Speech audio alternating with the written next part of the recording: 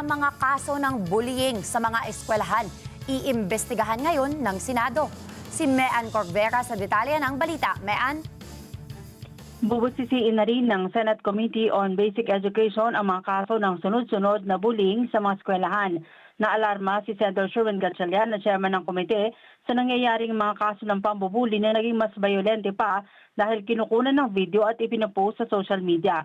Sa pagdinig ngayong hapon, isa sa mga ipinatawag ng komite ang mga opisyal ng bagong Silangan High School sa Quezon City kung saan nakunan ng video ang pagsabunot at pananakit ng kanyang mga kaklase sa isang grade 8 student habang nasa loob ng isang classroom. Tututukan sa investigasyon ang pagbalangkas sa mga patakaran sa mga eskwelahan at ang tugon ng mga guro, mga magulang at ang pamahalaan sa nangyayaring bullying incidents.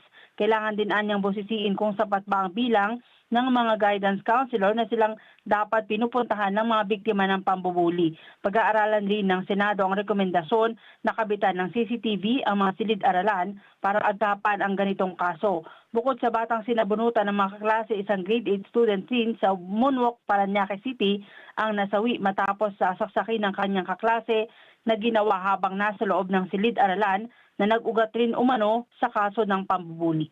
Mean Corvera para sa Mata ng Agila, matatag, matapang, matapat.